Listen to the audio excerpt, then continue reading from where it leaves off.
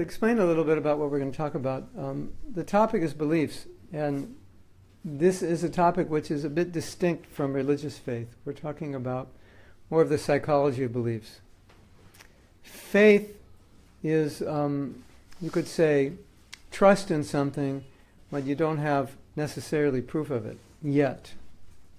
But it makes logical sense. It's meant to lead you to realizations and understandings that you can't have just with your mind. And you need faith, and faith becomes like a vehicle to travel in the spiritual realm that you don't have access to. So that's religious faith or spiritual faith. What we're talking here is more perception, belief, forming the perception that you have of things. Just like I'm not Irish. Well, many of you are probably not Irish, right? But how many of you are Irish here? Like, raise your hand. Okay. So those of us who are not Irish, especially from America, we have some conception of Irish people. So green and beer and I don't know, we don't know anything. Fighting Protestants, Catholics, and whatever. So, and the Irish people that have come to America, and so let's say, for example, this is not true, but let's say, for example, that I grew up in America and there was an Irish neighborhood, and that neighborhood, everybody was drunk all the time. There was a lot of violence. The buildings were falling apart and so forth. So you could imagine I'd have a certain concept of Irish people. So every time I saw an Irish person, I would think, oh, he's probably a drunk. Probably, doesn't have a steady job and lives in a little hole in the wall that's falling apart, right? So that's how beliefs are formed. So you may be an Irish nuclear physicist Nobel Prize winner, but because my conception is Irish people are a certain way, when I see you, that's what I see. I don't see an intellectual, I don't see an educated person, sophisticated person, a person that's above everyone else. I see according to my conception. So the topic tonight is how these beliefs form our vision, and they also form our emotional response to the world. And I think we all have experience of sometimes you believe strongly you can't do something, and you're frightened to do it. Or you're certain if you do it, you won't do it well. You've had that experience? Like, if I asked you to, well, I don't want to talk tonight. Can you sit here and talk? I couldn't do it. You might say, I couldn't do it. Maybe you could do it, but you believe you couldn't. And because you believe you couldn't, it would be really hard. Or maybe you believe you could. I could do that. And your beliefs will affect your ability to do something. And I have this experience. I got my first computer in 1992, and computers in those days didn't have Windows. They were called DOS. So you had to type in some kind of code to make anything happen. Isn't it? Those days, yeah. So I would see people typing in this code, and to me it was like, what's this? This is all fine. And I just look at my computer. I go, I don't know how this thing works. I would just, from the get-go, I told myself, you can't figure out computers, because I'm more of a musician, philosopher, psychologist. That's a certain part of the brain. And computers are another part of the brain. And I didn't consider myself that way. So I just look at them, and it was like looking at another language. And I couldn't do anything unless I had somebody with me. He said, how do I do this? Then he'd show me. And then the next day I'd say, how do I do this? He'd have to show me again and again. Right? So one fine day, one young gentleman, he said, computers are just math. It's just math. And a light went off in my head. Now, I don't think I'm a mathematician, and you probably don't think I'm a mathematician, and we're both right. But I have to admit, in my high school geometry class, I was number one. Would you believe that? I know it's hard to believe, but I was number one. And when this person said it was math, at one point I said, wait a minute, math. I did good at math. And from that day on, all my fears of computers and what they were teaching me that I couldn't remember vanished. And then when he would teach me, I would understand, and I would do it, and computers were easy. That's how beliefs work. Have any of you had experience like that? Where you just have a belief that you can't do it, and somebody or some situation shifts the belief, and all of a sudden what was difficult is easy, or vice versa? Yes? No? Okay. I'll give you another example of how beliefs work. Let's say we have a brick wall, and some of you are physicists, and you tell us, this is the brick wall. It's made of brick and mortar, and you give us the whole physical structure of it from an engineering standpoint, why it stands, and the chemical ingredients in the brick, and we all agree on that, right? So that has nothing to do with beliefs. It's not a belief, it's a scientific fact. But let's say when you were young, you went to a school and you hated that school, and your teacher was like the devil. And you hated every day of it. And that school was a brick building with the same brick wall that we're describing right now. How does that brick make you feel? Maybe angry, maybe depressed, maybe just miserable, because it reminds you of your school. Yes? That makes sense? All right. But my grandmother, she lived in a brick building. And my grandmother didn't live in a brick building, but the second half of the story is true. Whenever my sister and I went to our grandmother's house, she had a big bowl of candy. And the only thing I remember from going to my grandmother's house is my mother and father weren't there, and grandparents spoil you, and we could eat as much. The bowl was there, and we could eat as much candy as we want. And there was nobody to say, you've eaten too much. So when I see the brick wall, I think of my grandmother and all the good times I had terrorizing around her house because she let us do everything and eating all the candy. So objectively, we're looking at the same brick wall and we agree upon what the brick wall is. But those experiences created certain emotional relationships to a brick wall. So when you see a brick wall, it makes you unhappy. And I see a brick wall, it makes me happy. Isn't that interesting? And it's all because of beliefs that were formed around experiences around brick walls. Now, what you may not know is that right now, at this very moment, you have beliefs you don't even know you have, and those beliefs are controlling your thinking and your action. Did you know that? It's true. And it's easy to prove. Are you doing anything that you repeatedly do that you'd rather not do?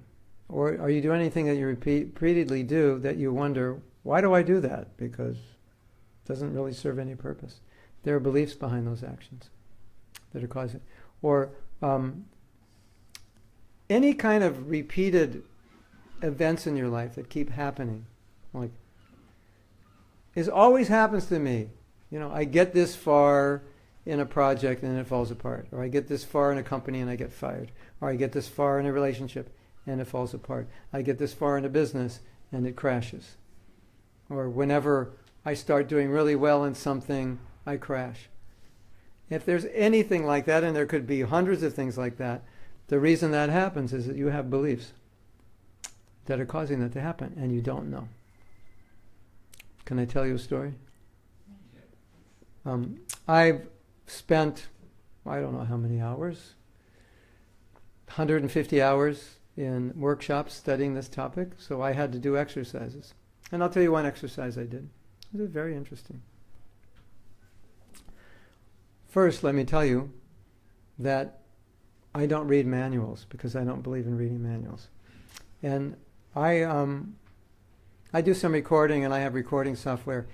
And the way I choose the recording software is if I can use it within 3 minutes of it on my screen. If I can use it, then I want that software. If I can't, I have to read the manual. I don't want that's because I think if you have to read a manual, then it's useless, or I'm useless, and I shouldn't even do it. So I don't read manuals. In fact, when I learn things, I don't study and nobody teaches me. I learn on my own. That's how I learn. Because I believe If you don't have the skill and ability within you, then why learn it? You just don't have it, right? So I learned to play instruments. How did I learn? How did you learn? I picked it up and started playing. How did you learn to play this? I just looked at it and started playing. I'm not saying that you should all do that. I'm saying that's what I do. And someone says to me, can you show me how to play this? And I say, if you can't figure it out, don't bother. You should, it's just keys. C, D, E, F, G. They're right in line, You don't need a brain, you just play it. I'm like, oh, but I can't do that. I can't figure it out. So to me, it's like, okay, don't play it. You should be able to play this in like 30 seconds if you're some kind of musician. That's me. I'm not saying it's true, that's me. But there's a reason I'm like that. Would you like to know why? This is a belief. Can you understand? This is a belief that I have about you're either good at something or you're not. That's a belief. And if you're good at it, why learn it? And if you're not good at it, why learn it? So I learn everything on my own. So in this workshop, we made a discovery that once upon a time, when I was younger, like 11, 12, or 13, it was somehow or other in fashion for my friends to play golf. And I was very active. And whatever sport came in front of me, I just played it. That's how I was. Didn't matter what it was. So I played golf. And by the time I was 13, I could play golf better than all the adults. So my father would take me out and I would beat them all. He'd go, here's my old clubs. He'd have these old clubs, like really old, like 1940s clubs. And he'd buy the new clubs. Give me the old clubs, and I'd hit the ball better than everybody. And I never took a lesson. And they all took lessons. And I beat them. And I was 13. At that point, my father was, 13. He was 59. I was born when he was 46, so he was 59. I was 13. And he'd been playing golf his whole life. And I beat him and all his friends. So what happened was, I didn't realize this, but what happened was, I developed a belief that either you're good at something or you're not, because I never took a lesson and I was better than all the people who took lessons. So I developed a belief that you're either good or you're not and you don't need to take lessons. And that stayed with me my whole life until I realized that. And I'm happy to say today I do read manuals because I realized I had a programmed belief based on one experience that I could play golf better than people who took lessons, which made me believe if you're good at something, you don't need lessons, and if you're not good at something, you don't need lessons either. Isn't that interesting? And that was governing my whole life. You give me something, if I can't figure it out, I give it back to you. It's useless, I can't. Well, why don't you read the manual? No, you either know it or you don't. So all of us have this. And if you start looking at your actions, you'll realize you have beliefs that are governing your actions. If you ever start a sentence with, well, everybody knows that, whatever that is, that's your belief. Because everybody doesn't know that. It's just your belief. Well, everybody knows Irish people are. Everybody knows British people are. That's your belief. Everybody knows, you never win lottery, or everybody knows. It's just your belief.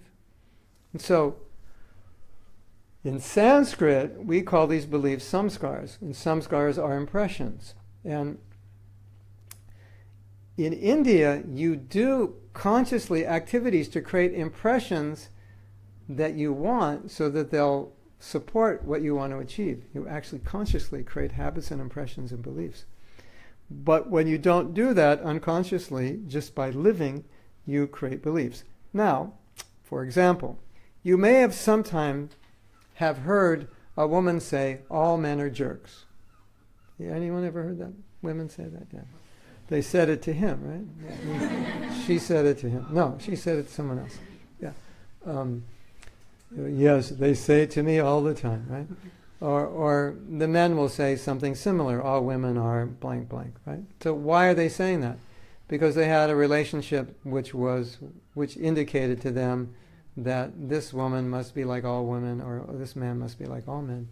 And so they start judging all women or all men that way because of an experience. Maybe it was a very bad experience. Maybe you were cheated or lied to or whatever it was. And you start thinking, all men are like that, all women are like that. Now, I do some marriage counseling, so I can tell you that if you've been through an experience like that and you go into a new relationship, very, very often the new relationship is tinted by the past experience because that's still there with you. And you may not trust a person who is totally trustworthy because that last experience created a belief about men or women. And sometimes you'll see something that does not indicate the person is not trustworthy, but to you it indicates they're not trustworthy because of your past experience. So what happens is experiences create beliefs. You haven't, like I had the experience playing golf. I was good, no lessons. It created a belief. He had a bad experience with a woman, or she had a bad experience with a man. It creates a belief. And that belief now starts to mold your present behavior. So, I have another story. You like to hear another story? I think the stories make it more clear. In my home, outside I have my office, about 50 yards from my home. This is in America. And I do a lot of writing, and I don't know if you write, but I can tell you one thing about writing. When you write, you completely lose track of time. I mean, 4 or 5, 6 hours can go by, and you actually think it's like an hour and a half. So, my wife once said, because our daughter was in school till like 3 or 4. I think you were having breakfast in the school in Alachua in the morning. Do you have breakfast at home? Yeah. Anyway, my daughter would have breakfast before us. So we weren't eating meals together, so my wife said, let's eat dinner together. Dinner's at 6 o'clock. I said, okay, fine. And then sometimes I'd come, sometimes I wouldn't. And then she'd say, look, you have to come at 6. It's the only time. I said, okay. I say, call me at 5 to 6. Give me 5 minutes warning, because, I'm writing, and, I want to finish the thought. Sometimes when you're writing, if you don't finish the thought, you come back the next day, you don't have the thought. You don't even know, you're not connected to that frequency. So she'd call me, okay, I'll be right there, right? Typing. Look at my watch. This is not exaggeration. I look at my watch. I thought it was 5 minutes. It's 7 o'clock. And that would happen all the time. Or I'd come up like 6:20, 6:30, and I'd get there, I go, and they were all finished. And I thought, well, it's only 6:20. They probably didn't start at 6. And so, because I'd studied beliefs, I had a realization. How am I going to always be there at 6? Well, what was the belief? The belief had to be that the writing was more important than the dinner, right? Otherwise, if the dinner was more important than the writing, I would have been there. When she said 5, it's 5 to 6, I would have, wrote 2 more words, turned the computer off and come up, and I'd be there by 6. So, with my realization and a little scolding on her part, I realized that I was putting more importance on my work than the family. And all I had to do was switch that around and put more importance on the family than the work, and automatically, mystically, magically, I didn't have to do anything. 6 o'clock every night I was there. Isn't that interesting? I had to change the belief of what's important, right? In marriages, for example, people often fight a lot. It's very common. Couples fight. Generally, they don't fight about anything important. They fight about things which doesn't matter who wins the fight. They're kind of unimportant, right? So I do workshops on marriage and counseling, and I try to change beliefs about marriage, because when you're fighting, the beliefs are around, I need this, and I need you to be this way. And I don't like it when you do this. Pretty much. Like I need to control, more or less. When you shift the belief to, we need to have a good relationship, you actually stop fighting, because fighting destroys relationships, doesn't it? They say one big good fight once in a while about something important is good for relationships. So you don't just hold it in. But this little fighting, you were 3 minutes late, I hate you, I never want to see you again. That doesn't help. So if you switch the belief that relationship is important, the little things aren't important, magically you stop fighting. Isn't that interesting? It's like, whoo. So when you change beliefs, your actions change. Your response. So now, you've all convinced me that Irish people are the most wonderful people. Or let's say, you're all from Europe, I imagine, let's say, you've all convinced me that European people are the best people in the universe. And Indians also. There's a tie between Europeans and Indians. So now I sit here and see you, and I feel really good. I'm like, I'm with the best people in the universe, because I believe that Europeans and Indians are the best people. And my whole perception and experience of you is completely changed from if I thought, oh, Indians, all they know how to do is write software, and all Irish people know how to do is drink. And, So then I'm going to look at you in a different way, which has nothing to do with the reality. It's just a belief that's been put in me. Okay. So, now, here's another interesting point. And this is, I think, extremely relevant to all of us. What we believe about ourselves in terms of who we are, what we can accomplish, whatever that belief is, you will naturally act that way. You actually, psychologically, you can't act differently from what you believe. It's not possible. Like, can Donald Trump be humble? It's not possible. He can't act that way. Despite all the flack he gets. You have the word flack? Or is that American? Yeah, okay. I speak in so many countries that the English is not their first language. I always have to ask. But I thought flack might have been an American word.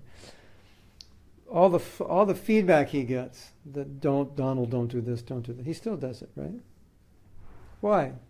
What's his belief about himself? Pretty much he's infallible, and everybody else is an idiot. More or less, right? That's why he acts that way. If you could change his beliefs, you could change his actions. But you can't change his actions by telling him, Donald, that's not a good idea. People don't like that. I don't care what they like. I'm Donald Trump, and I do what I want. Right? If you could make him a little humble, a little respectful, if you could instill those beliefs, then he would act those out. So you can't act against what you believe about yourself. In the same way, you have some people who are super intelligent, super qualified, and they don't think they are. And they can't achieve their full potential because they don't believe that they actually have it. Does that make sense? Yeah. So, self-conception is quite interesting. Now, we teach that we're not the body, we're spirit soul. If you believe that, you will think and act differently than if you think you're a body. It's a belief. It's also a belief system. I'm a body. Where are you from? I'm from India. And you? Mexico. So the belief is I'm Indian. I'm an Indian young man, and I'm a Mexican young girl. Right? That's how we're programmed. And so we teach, you're not Indian, you're not Mexican, you're a spirit soul, you're blissful, you're eternal, you're full of knowledge. That's a different concept. And when you see the world that way, you relate differently. You don't relate the same way. Now, I've been trained that way, so I don't see you as a young Mexican girl. I see you as a spiritual being in a young Mexican female body. Or a young male Indian body. So I relate to you differently. So whatever belief you have will form your conceptions. Now, okay, I have to tell you something else, which is quite interesting. You all are probably aware of many of your beliefs, but I have some bad news for you. Or maybe it's good news, depends how you take it. If you don't live those beliefs, those are not your beliefs. We have lots of beliefs that we think are our beliefs. But from a purely psychological perspective, if you have a belief, it manifests in your life. And if you think you have a belief and it doesn't manifest in your life, it's only something you want to believe. But by definition, what I'm saying here, by definition, a belief is something which you carry out. No, I believe in reincarnation. Okay, that's fine. And now you're angry at this guy because he said something. No, do you really believe in, because reincarnation means karma, and what goes around comes around. Now something comes around and you're fighting with this guy. No, but I thought you said you believe in karma and reincarnation, so why are you mad at him? He's just, agent of your karma. So belief here is just something here that we want to believe. But action is what you actually believe. So many of us think we believe things we actually don't believe. Did you know that? And I have a workshop on forgiveness, and we do an exercise. I'll explain the exercise, and you'll be able to understand what I'm saying. We ask everybody to list what they believe. So they make a list, like all the important things you believe. Cleanliness, being eco-friendly, being kind, being spiritual, rising early, being clean, so forth. And then we ask everyone, if I had a video of your life for the last 6 months, and I went through that video and I had to figure out what you believe, and we shot the video without your knowing, so you can't say, oh, this is what I believe. The only way I know what you believe is I look at what you do. We write that on the right side. And I would say 90% of the people, if not 95%, their left and right sides are different. What they think they believe and what they actually do are different. Isn't that interesting? Some people get pretty depressed after that exercise. Because, I thought I was green, but, I look at my refrigerator, it's all plastic. So I'm not that green, and I drive an SUV, and I take, 47 airplane flights a year. And so, but in my heart, I want to be green because I believe in it, and I don't want to destroy the planet. But when I actually look at what I'm doing, I'm not green at all. There's a lot of people who are more green than I am, who I think are less green than I am. So what we think we believe, it's not always the same. But so how do you know what you believe? You look at your actions. Now, look at your life and look at something you do. Specifically, something you don't like doing. And ask yourself this question. Well, let me give you a few minutes or a few seconds. Think of something that you do that you'd rather not do. Like you'd like to stop doing. Whatever it is, being angry, or eating potato chips at midnight, or staying up late, or whatever it is. Could be a little thing, or, problems in relationships, like I was saying. These things that keep surfacing, and not being a good mother, father, husband, wife, friend, whatever.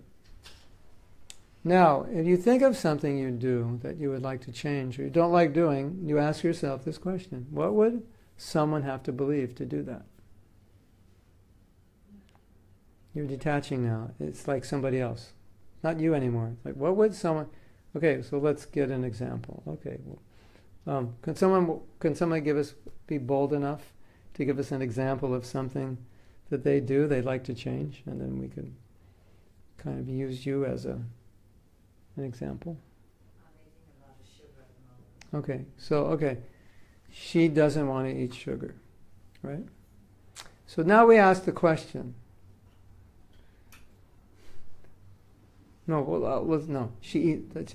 She eats a lot of sugar, but she doesn't want to. So we have to ask the question, what would someone have to believe who eats a lot of sugar but doesn't want to? So she has to ask herself that question. Not like it's her, it's somebody else. What would someone have to believe? Yeah, so you come up with things like, it's okay, it tastes good, I like it. What? I think she thinks it will make her happy. Yeah. Well, you want to answer that question? Is that true? Yeah. Yeah. It does for a while. Yeah. It'll make me happy. That's why I eat it, right? So, she wants to change her belief because she knows sugar's not good for her. She wants to change her belief. And if she has the belief that sugar is not healthy, and that belief is deeply grounded within her, she'll stop. because I've had that experience. I was brainwashed at the age of 32, and I stopped eating sugar. There was a person, he completely enlightened me about health, and he explained exactly what's healthy and what isn't, why it's healthy, why it isn't, and my diet completely changed. And people would give me sweets, and I'd say, no. And they'd say, you don't like that sweet? And I go, no, I love it. And they said, well, why don't you eat it? And I go, because it's bad for me. And what happened was, when I would eat it, I knew exactly how bad it was for me. So even though it tasted good, it didn't taste good anymore because it tasted like it was killing me. You understand? I mean, it tasted good on the tongue, but everything else tasted bad. So the belief changed my action, because now my belief was, sugar is not good. Sugar doesn't make me happy. It actually kills me. It's one of the best. If you want to stop eating sweets, there's a book called The Sugar Blues, or there are other books. You just read that book and you're like, you can't eat it anymore, because you realize, in 5 years from now, your body's going to fall apart. Your bones are going to crack and your hair will fall out, and you'll die when you're 32. So just by changing the belief, she could stop eating sugar. You believe that? It's true. Because beliefs are the fundamentals of action. Now, a lot of you have a spiritual practice. And a spiritual practice, to do a spiritual practice, you kind of go against the grain of materialistic society. You don't stay up late, you go to bed early, you get up early, and you don't go on your Facebook when you wake up in the morning. You get your beads out and you start chanting. And if you don't have some belief that you can succeed at this, it's not going to work. You either won't do it well, or you'll eventually give up, or you won't have determination. So a lot of people sometimes feel that they're spiritually weak, when in fact they're not actually spiritually weak. They just don't. They have beliefs that undermine their spiritual life. Does that make sense? So here's the interesting thing. If you look at all your beliefs, you will find that many of your beliefs support what you want, and many of your beliefs undermine what you want. Isn't that interesting? We have beliefs that undermine the things we want to achieve. Like, you want to achieve this, and what's your belief? I can never achieve that. So how will you achieve it? Because you believe you can't. So you become your worst enemy. Now, here's an interesting thing about beliefs. You can actually change them. And why do you have that belief you can't do it? Because somebody told you at some point in your life you can't do it. Or you failed your math class, and that put a belief in your mind that I'm not good at math and I could never be an accountant, although I want to be. See, one experience, one word, sometimes just one word. Okay, another story, my story, right? So, I was never that studious and never that interested in school. I was interested in sports. So I did okay in school because, I wasn't really, I had fairly good intelligence. So if I applied myself, I could have done better, but I did okay. But when I went to high school, I started doing really good, and then I got into one of the best state universities in California. Actually, the best. And then all my friends said, wow, we didn't think you could do that. You're a late bloomer. Late bloomer meaning, high school, 15, 16, 17, I started doing well academically. And later on, I realized that one statement and this was my best friend, who innocently said, you're a late bloomer. Late bloomer means it takes me a while to get it. And I looked at my life, and there were so many things that took me a long time to figure out. And I eventually realized he impregnated an idea that for you, everything's going to take longer to figure out. From one, you are a late bloomer. 4 words affected my whole life. Isn't that interesting? And everything I was doing, I would think, why is it taking so long to succeed? And I didn't know there was a belief, whatever you do, it's going to take long. And here's the interesting thing about beliefs. I don't know if you're aware of this. Beliefs are subconscious programming. So on the subconscious level, if you have a belief, it has to play out on the conscious level to align. So if you believe it's going to take a long time, the external aligns with that to confirm your belief. Isn't that interesting? Like you believe you can't succeed, you'll force the external to create failure to align with your belief. And then you fail and you go, I told you I couldn't succeed.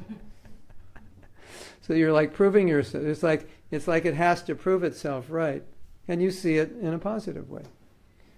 So I've seen many people in their spiritual practice who think, I'm not really qualified, I'm not really capable, I could never really be spiritual. And when they say that, I say, you're absolutely right. Which they didn't want to hear me say that. And why do I say you're absolutely right? Because that's what you believe, and that's what's going to happen. And if the same person would have said, I think I could be very spiritual, and I could be very determined, and I think I could be very sense-controlled, I would say, you're absolutely right. Because that's what will happen if that's what they believe. Isn't that interesting? So, but I think in my study of this, the most interesting thing is how we got programmed. Because so much of that programming came from other people, or it came from experiences, or it just came from something we read. Or it comes from what everyone in society believes this, so that's what we believe. It's just, common knowledge. And this is what I believe, Everybody knows that all women are like this. Everybody knows all men are like this. Everybody knows everybody knows you can't do that. Right? And it becomes your belief. I deal with a lot of people in our forgiveness workshop that have issues with self-forgiveness, that they really are hard on themselves. So I say, tell me what you tell yourself. And they say, well, you're not smart and you could never achieve this, and you're not as good as the neighbor and you were never good as your brother. And I go, wait a minute. Is that what your mother told you? And they go, oh my God, yes. And I go, so you're not telling yourself that. You're just repeating what your mother told you. And those have become your beliefs. Isn't that interesting? And just think what parents could do, positively putting in positive beliefs. No, you're good, you're smart, you're intelligent. There was a class in New York City of students who were all completely 100% average. They took the average students, just nobody's that smart and nobody's that dumb, just average, everyday students. And they gave these students to several teachers, and they told the teachers, these are the smartest kids in New York City. Guess what happened? Those classes after that semester rated the highest in New York City, because the teachers believed they were the smartest, and they treated them as if they were the smartest, and they performed as they were the smartest. Isn't that amazing? It's a true story. So, if someone has programmed you to think you're smart, you'll probably act smart. If someone has programmed you to think you're dumb, you'll probably act dumb. And it has nothing to do with whether you are or not. So that's the power of belief. So we want to become aware how beliefs develop. They develop by social environment, they develop by experience, they develop by learning.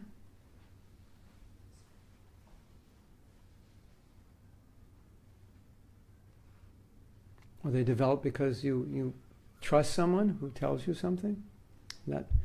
And then those start working in your life. So one of the most important takeaways from this workshop is, of course, to isolate your beliefs. And then when you isolate them, by noticing what you're doing and asking, what would someone have to believe to do it, then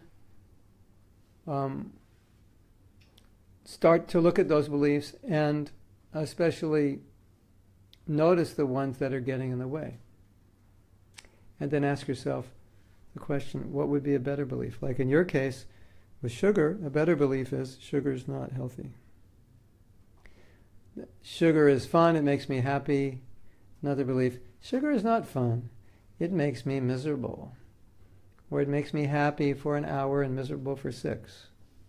That belief would support your desire to get off sugar. So if you're trying to do something and you're not successful, now you know why. You have a belief that's getting in the way, that you picked up somewhere. Now, the cool thing about beliefs is they're not right or wrong. They're very subjective. I mean, there may be some things that are right, but most of the beliefs we have are subjective. They're not right or wrong. They're just what we believe. And whatever you put in the mind, it believes it, because the mind doesn't discriminate between right and wrong. Did you know that? You could be not so smart and convince yourself you're smart, and you'll act smarter than a smart person who convinces themselves they're not smart. Because the mind will respond to what you put into it. Which is good and also dangerous when the wrong thing's in the mind. So, Manu, where should I go from here? How to stop smoking?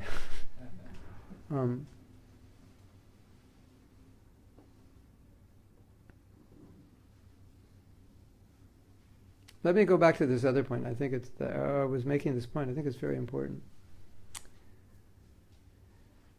We have many beliefs which are subconsciously programmed. And have you ever intuitively felt that something is going to happen or something could never happen? You're just like, I know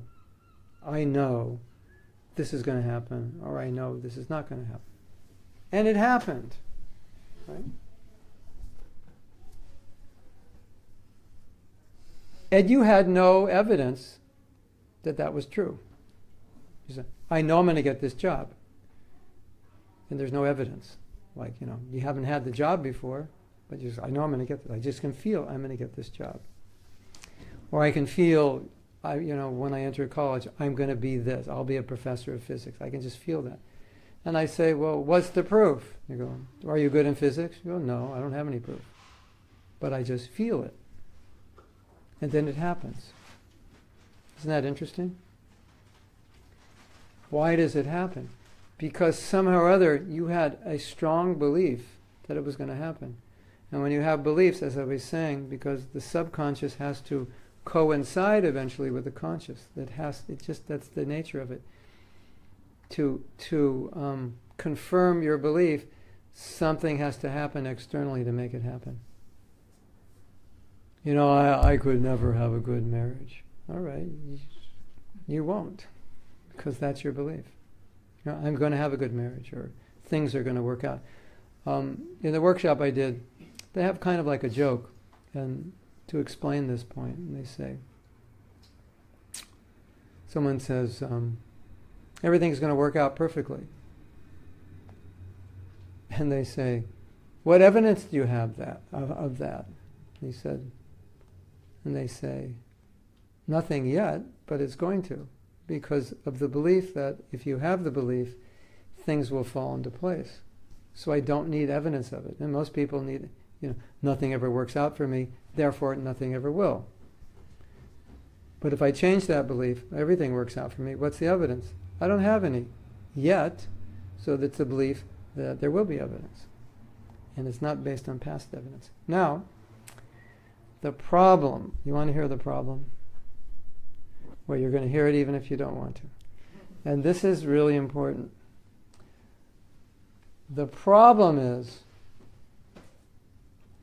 if you have beliefs that are not working for you and you don't change them, then your whole life becomes kind of a repeat of the past. It's just a rerun. Because the same beliefs are running. Now, if the same beliefs are the beliefs that you like, that's good, because then the good things will happen. But if the beliefs you don't like, it's reruns of the past. Have you ever had a friend, you haven't seen him in like 10 years, and you go, hey, what's going on? And it's exactly, yeah, got divorced, got fired from my job, yeah, I'm living in my van, so everybody's an idiot, everybody hates me, And you're thinking, oh my God, that was what you said 10 years ago. Why? Because those beliefs have played out and he hasn't changed them. And his life is just going to It's going to be the same thing. 10 years from now, 20 years from now, 30 years from now. You don't have to ask them how's it going. You can tell them. I bet this is happening for you, isn't it, right? And how did you know? Your beliefs are playing out. So, if we don't change beliefs, that's the problem. Then the past becomes the present. The past beliefs become the present, and that creates the future. So everything remains the same.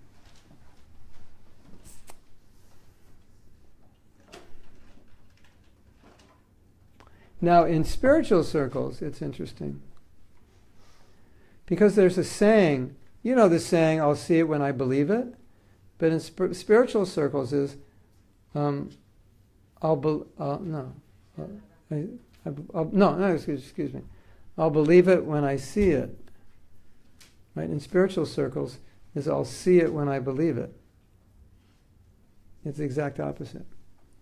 So, there's a lot of people who enter spiritual life and they're dubious from the beginning.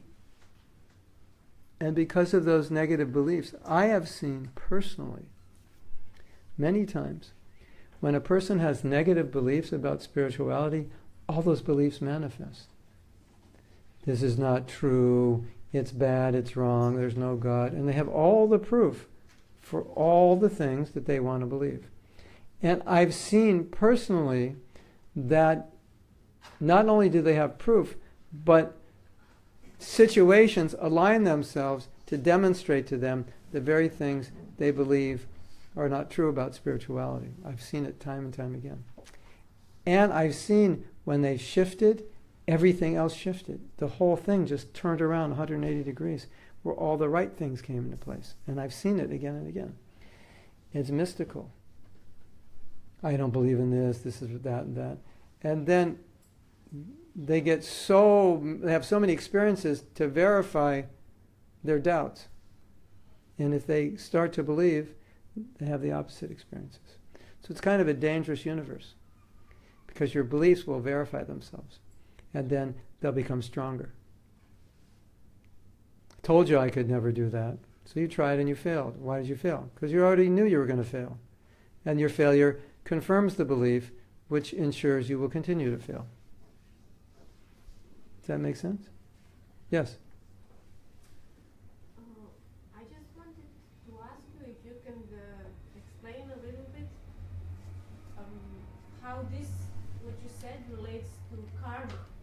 Because oh, yeah. Very interesting question, yeah. Because we can change some beliefs. It's obvious we can change something. Yeah. But, you know, if you are just, by karmically, for example, you're not going to have any money in your life. Right. Yeah. Like, you can believe whatever you want, but if it's your karma, maybe if you concentrate and you meditate, maybe you will have it in the other life. Kind of, I don't see it having it now. The problem. If your karma is not to have it. Yeah. Well, it's a very interesting question. And I could give you a funny answer. Yeah. If you believe it's your karma that you won't have any, you won't have any. See, or, I mean, you have, it doesn't matter, you have or yeah. have. You know the problem with karma, Krishna describes the problem with karma, is that he said sorry, just because sometimes some people say, I would never believe that I would find myself in this situation. You know, they would never imagine. They didn't plan, they didn't imagine, they didn't even think about it, but they're here. Right. Anything, good or bad. Mm-hmm. Yeah. But I could argue, on a subtle level they did. They just weren't aware of it. They might have a belief that good things happen to me, or good things will happen. Then it's karma, because it's on the subtle Well, level. okay. You're not aware of it. Okay. Krishna says the intricacies of action and inaction are difficult to understand. And so he means karma is difficult to understand. So if we at least start there, to make absolute assertions about our karma, especially if you're practicing spiritual life, which could totally change it entirely, either for better or for worse, we don't always know. But one thing we do know for sure, if I'm a good astrologer and I tell you you're going to be poor your whole life, that is pretty much going to predispose you for that reality, and you won't really try. You won't really try. So I'm not saying necessarily you won't be rich, but if you don't try at all, you definitely will have less money, generally speaking. I mean, you can try an experiment and just quit your job and see how much money you get in the next few months. Yeah. But astrology is showing you your karma. So there is a mental energy in terms of thoughts and their frequencies and how they affect us and they affect other people. So I think the best way to answer questions around karma is that the karma that you have is the karma that was read at your birth, and now you're 30-something years old. So you've had 30-odd years of actions that aren't in your birth chart that are also influencing you. And every thought and action is also creating a reactions. So I think we have to take that in consideration. Because just like if you're not paying attention, you'll bang your toe or your head on something, you'll slip down the stairway. Now you could say, it was all destined in the stars on, what's the date, July 6th? 5th? It was destined July 5th, at 7:36, I would bang my big toe on a stairway in a Hare Krishna center. You could say that. Or you could say, I was just not paying attention, and the karma for not paying attention is I banged my toe. You could say that also. So I think there's a little truth in both, right? But how do we know which is more true? We don't. So therefore, we're careful not to bang our toe. So in the same way, if we're careful about how we think and believe, then it will at least put us in the optimal position to achieve whatever it is we want. And we may not know if we're going to achieve it because maybe karmically it's not possible that I'll be the president of the United States. But at least if I try to be something, I'll become something. If I'm positive, the right attitude, if I work hard, it's more likely I'll become something better than I am now. So that's my understanding. Thoughts do affect our environment. Beliefs do affect our environment. Now, you could say, well, Prabhu, the reason you have so much self-confidence is because you have good karma. And your good karma was supposed to make you successful, so therefore you have beliefs that make you successful. Now you could argue like that, right? But you don't definitely know that that's true or not. So not knowing it, you might as well have the beliefs that support what your goals are. And if we just apply that to spiritual life, it even makes more sense. Because spiritual life is not under karma. So if you believe you can get up early in the morning, you have a better chance of getting up than if you believe you can't. If you believe you can chant properly and well, you have a better chance of doing it well than if you think, I can't chant, my mind's out of control, I could never focus. Right? So you know that there's an immediate, you could call it karma, whatever you want, there's immediate reaction to your beliefs.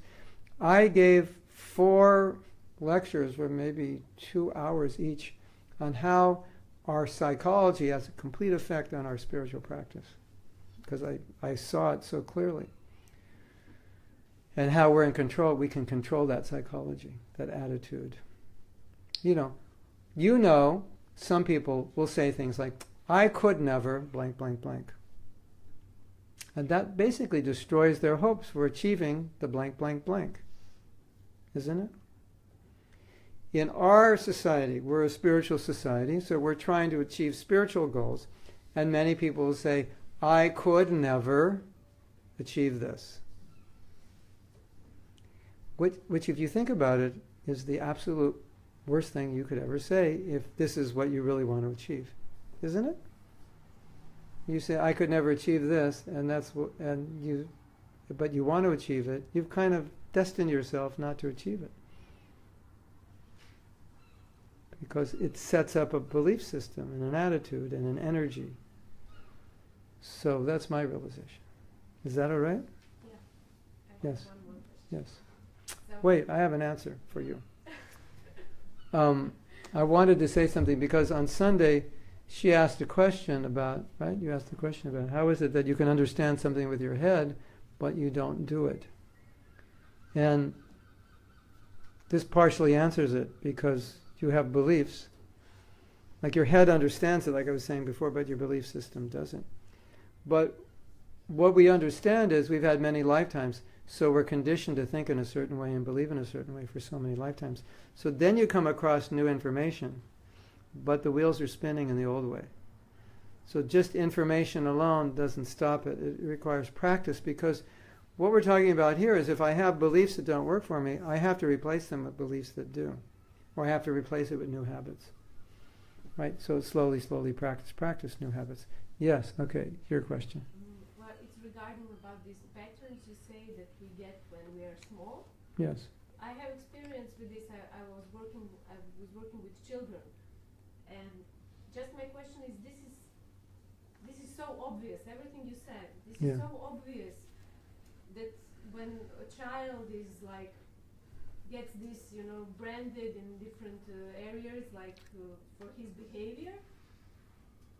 And then you even see the circumstances. For example, you meet the parents or something like that, and then you see it's not a good situation for him, so he's like a bad child.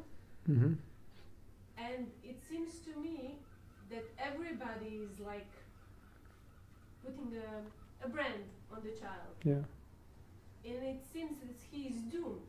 So this is his karma, He's born in this family, he got to school, he's naughty, he's bad child, he's like molesting other children, and then he's a problem for the teachers and everything. So it's like a circle, samskaras and karma. Yeah. And I just want to say, when it's obvious that when this child grows up, I just don't see how he will be able to change himself. I mean, He's going to come to my workshop. if it's his karma, he'll come to my workshop. No, it's a very interesting question, and I've thought about it a lot because I've studied this topic, and I've discussed it with others who've studied this topic, who are devotees, so who believe in the same philosophy.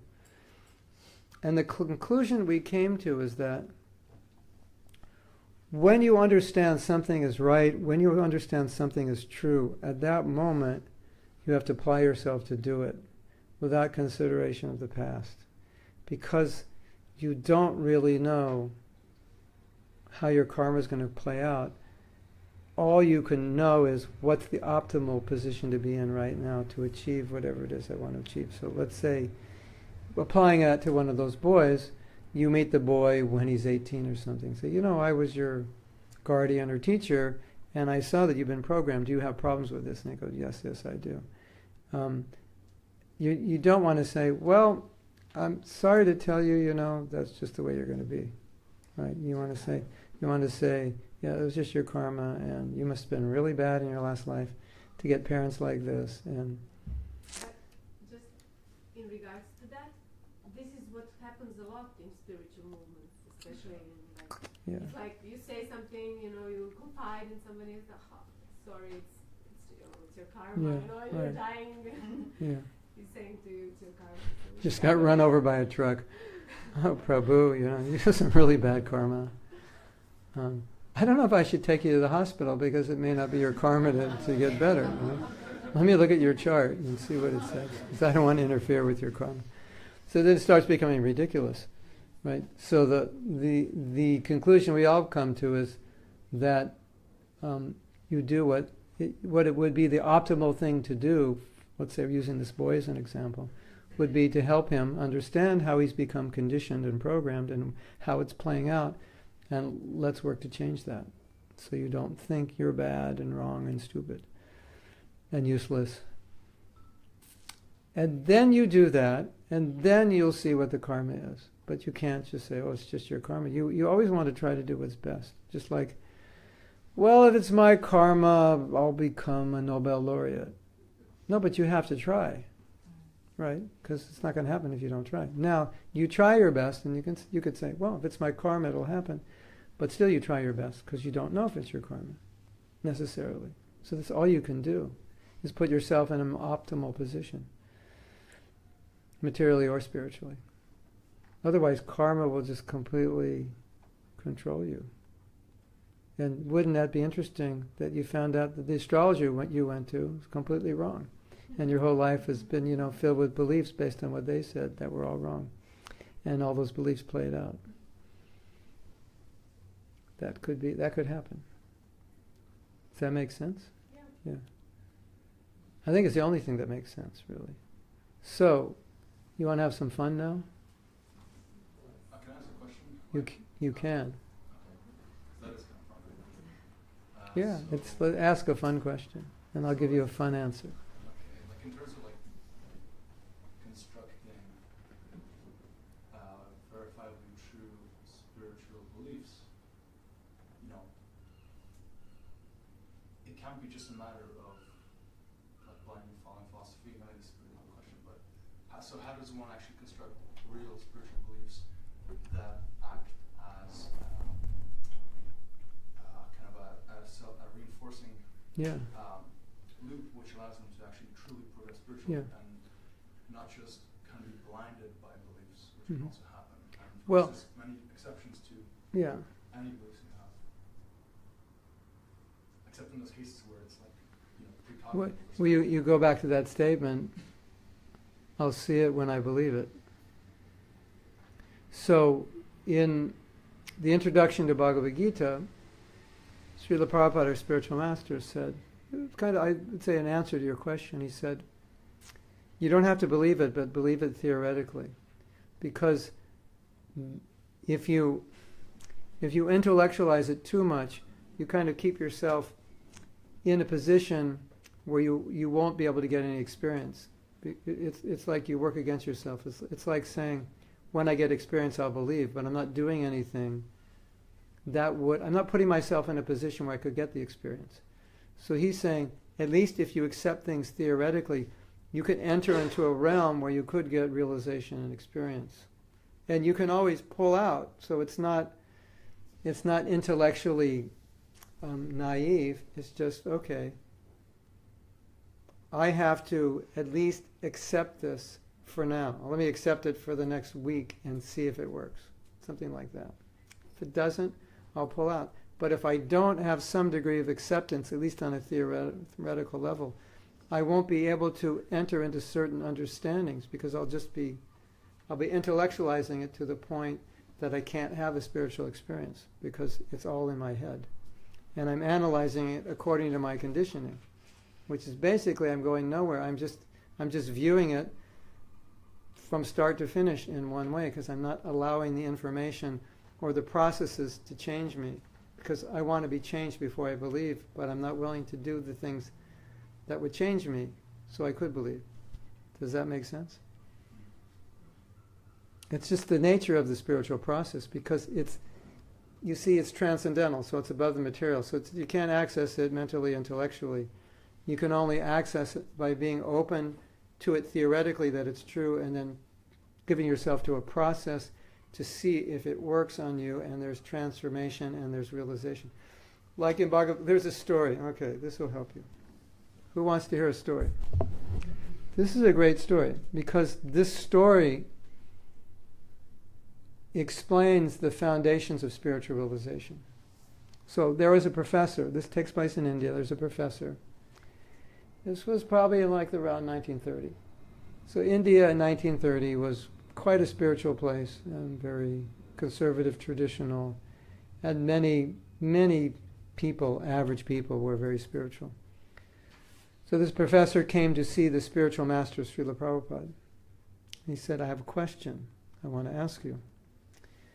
And so Prabhupada's spiritual master said, I'm busy now, you can ask my disciples. He said, they're in the temple. So he went, he met the disciples, he said, I have a question, I want to ask you something I don't have an answer and is bothering me, and I need to get guidance on it. So they said, well, right now we're cleaning the temple. So we have to finish this by a certain time. So if you wouldn't mind waiting once we finish cleaning, then I'll answer your question.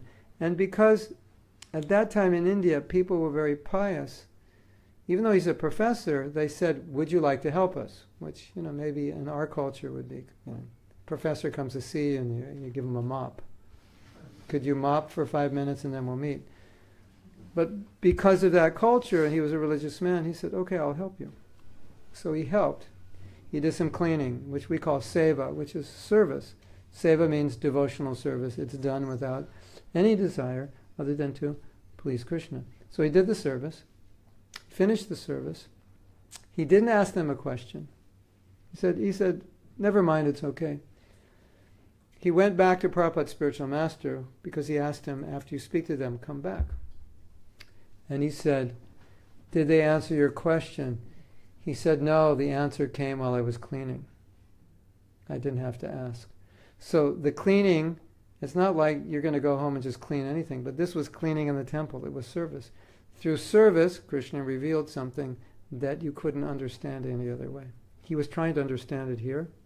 He did service, it came here. So that's the spiritual process. The information is coming here. It's not coming here.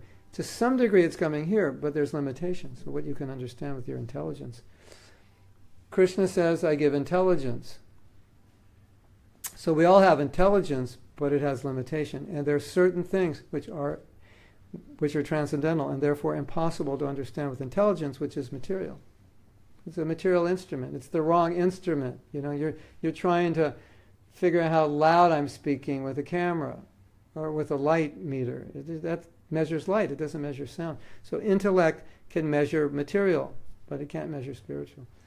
So Krishna will reveal many things to us if we're open. And Krishna says, okay, you're open enough to at least believe theoretically, and you're open enough to at least do the practice, then he'll say, okay, I'll reveal something. And then you get an experience.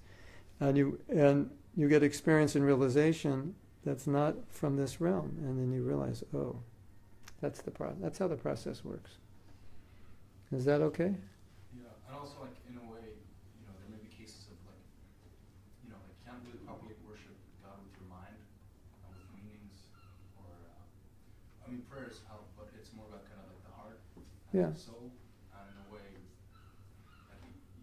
that allows for the possibility that Krishna can work in very surprising ways. Yeah, definitely. Cannot anticipate at all. Yeah, totally. So it happens more on a higher level before it happens on a. Yeah, you can understand so many things that you don't understand. That's how it begins in spiritual life. You understand, and then 5 years later you realize, I didn't understand anything. But I understood enough to know that I should practice this. And then understanding that I didn't understand is part of spiritual advancement. To know that I'm in ignorance it means you're advancing. Because before you were in ignorance and you didn't know it. And the other point is, you've heard the saying, most of you probably heard the saying, when the disciple is ready, the guru will show up. So that's the way the universe works. According to your needs spiritually, you'll meet people who can help you. Or Krishna himself will help you. Right? So he'll guide you to, like my story. I have this amazing story, right? So remember I was saying, I actually took a psychedelic drug and I was really ecstatic. Taking this drug makes you ecstatic. It wasn't called ecstasy, but it makes you ecstatic. So I was so happy. And then at that point I said, that's it, I'm not taking any more drugs. I have to find out how to do this through meditation. I was ready for meditation. So I walked into a bookstore, and I was sitting in a bookstore, and to be honest, at the age of 19, I never read books, so I never went into bookstores. The only books I read are the required text for class. I never went into a bookstore to get a book in my life. Can you believe that? I was just running around all day doing sports, just doing things, surfing and this skateboards and this and that, and doing music. And slowing down to read a book was, to me, was what a waste of time. And all of a sudden, right after this experience with this drug, and I'm looking, and okay, I have to find, I end up in a bookstore. And I'm in the bookstore, I'm thinking, how did I end up in a bookstore? This is not where I'm supposed to be, you know. And the bookstore has a lot of books, right? So, you know, there's all these books, aisles and aisles of books. And I go to one book in the whole bookstore. I'm not supposed to be in a bookstore, and there's thousands of books in a bookstore, and I go to one book in the bookstore, Bhagavad Gita. When the disciple is ready, the guru shows up. That's how it works. So when you're ready for enlightenment, it'll come. And when you're not ready, it'll come and you won't believe it. Or it just won't come. So that's the real requirement, is to be ready for spirituality. And then you get it. Is that okay? And a lot of people are looking for a spiritual master. They ask me, how do I know? And I say, I think you should focus on being a good disciple. And that will bring you the spiritual master, because if you're not qualified, when you meet him, you won't know it's him. Just like if you're not hungry, nothing looks good. So if you're not really hungry for a spiritual life, you're not really ready, the truth comes and it's right in front of you and you don't see it because you don't have an appetite. So it's the same, people, they want to get married, what kind of husband do I want, what kind of wife do I want? I say, the same thing. Why don't you first focus on understanding what it means to be a wife or a husband, rather than, I need the perfect husband. It's got to be like this job, this size, this personality. Excuse me, are you qualified to have that kind of husband? Why don't you become qualified to have him first? And then maybe the universe, God, Krishna, will send him to you. So it's the same. Either husband, guru, teacher, whatever, when you're ready. So, it's really important to work on yourself to become ready, I think. And then when the guru shows up, oh, here he is. He showed up many times before and I didn't know it because I wasn't hungry. Does that make sense? Yes. So, Manu, what else you want me to talk about? Did I miss? You want me to get into some aspect of this?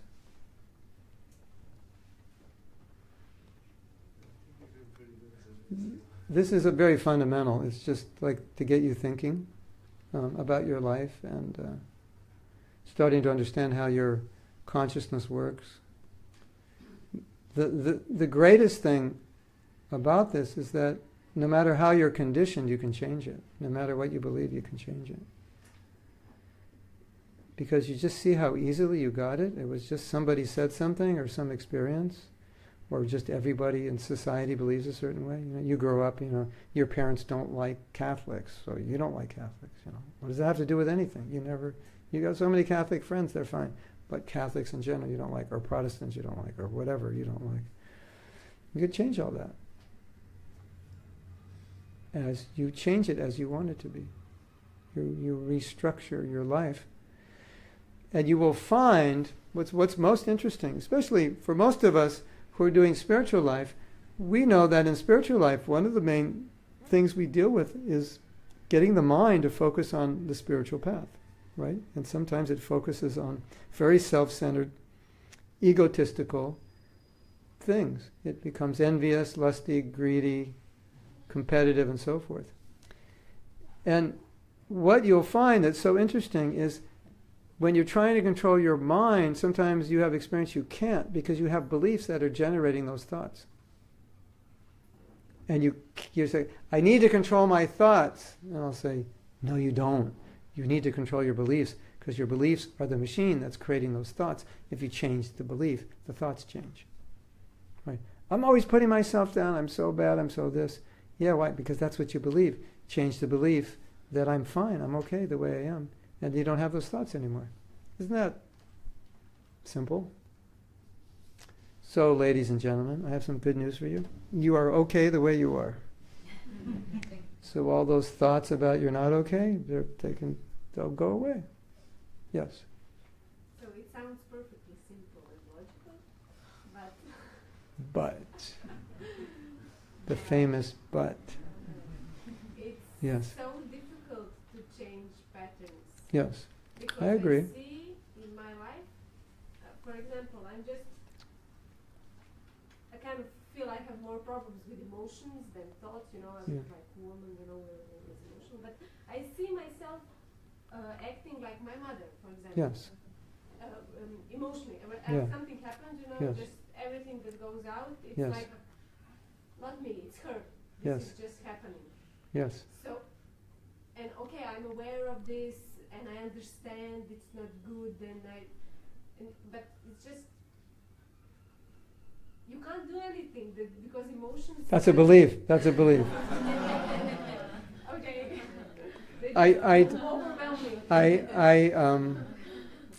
I was in this workshop on beliefs, and they have an exercise, and I hated this exercise. It was a horrible exercise because you had to do the exercise in a way that the other person was convinced that you were doing it properly, and you couldn't convince them other than just doing it, and they would see and feel you, right?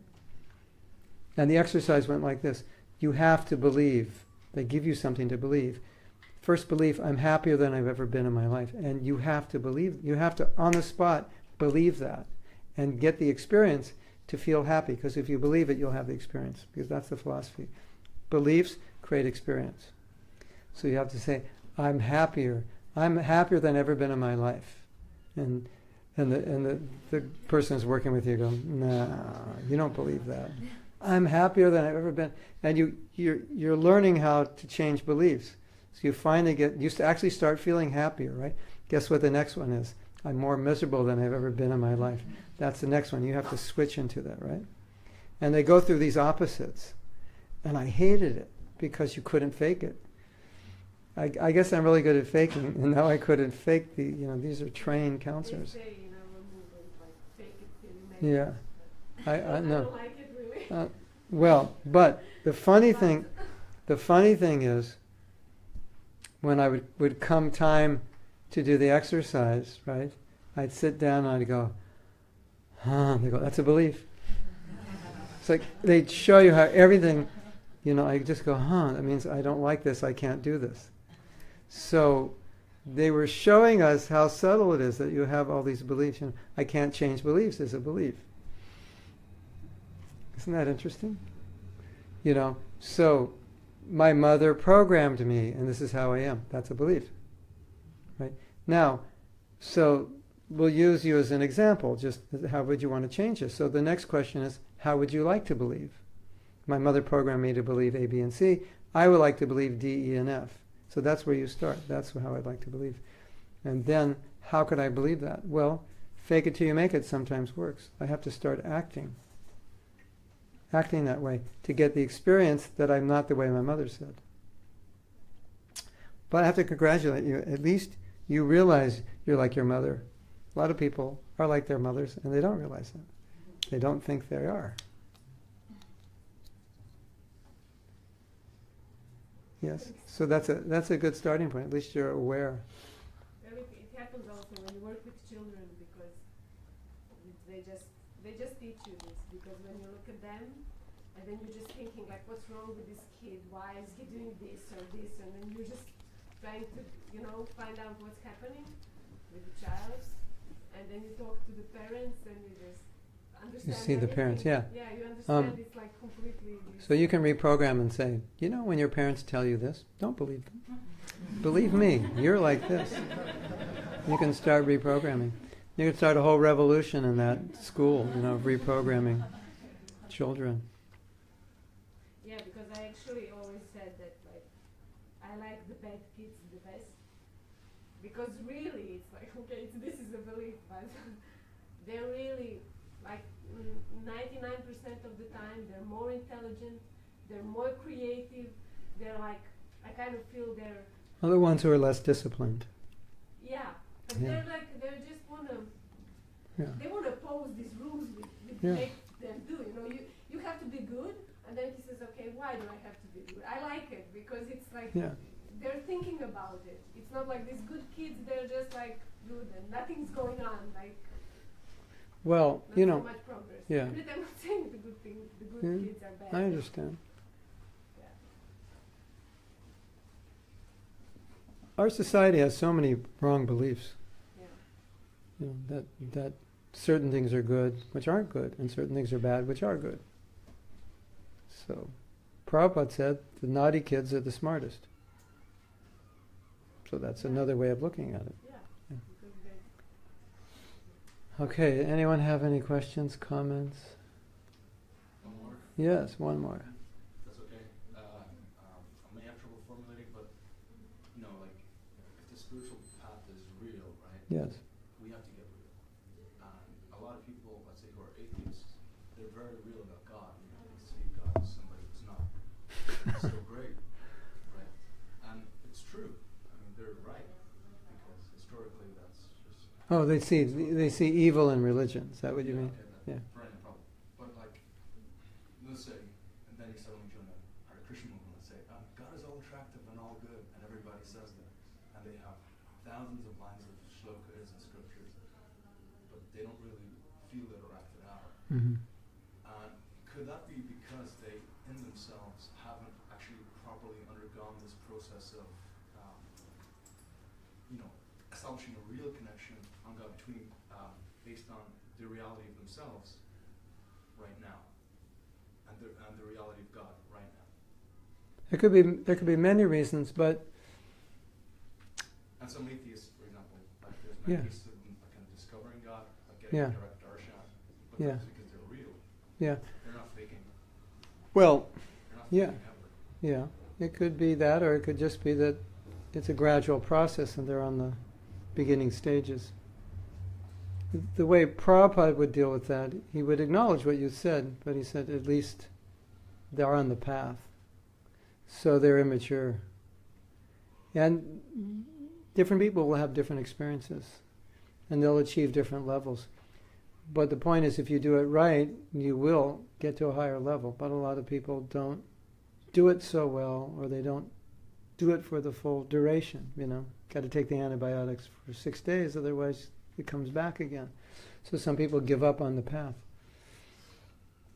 And a lot of people do it, and they do get the realization.